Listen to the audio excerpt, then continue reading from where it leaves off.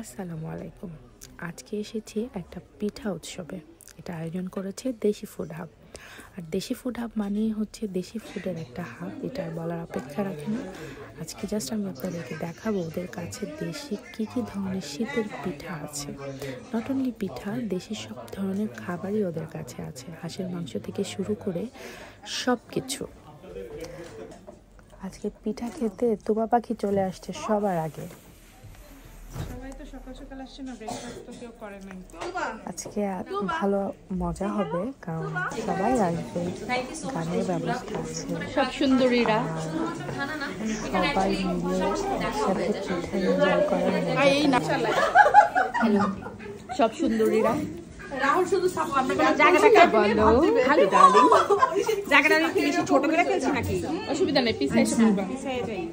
সবাইকে আমাদের পিঠা পর্বণে সবাইকে খুব খুব ওয়েলকাম জানাচ্ছি। নুহাস তো একদম নায়ক হয়ে গেল। অ্যামেজিং। লাস্ট টাইম এসেছিলাম ভর্তা উৎসব ছিল, আর এবার পিঠে উৎসব। অ্যামেজিং। এখন এটাও আর একটা মেমোরি লিস্টে অ্যাড হয়ে যাচ্ছে। তো আমি এসেছি আমার গানের পিঠারা নিয়ে। আস্তে আস্তে আমি খুলবো এক একটা গান। বাংলা গান আছে, হিন্দি গান আছে। ঠিক আছে, তো আমি স্টার্ট করছি। প্লিজ একটা রিকোয়েস্ট থাকবে, যে গানটাই তোমরা জানো, যে জায়গাটাই জানো, প্লিজ আমার সাথে জয়েন করবে, খুব ভালো লাগবে।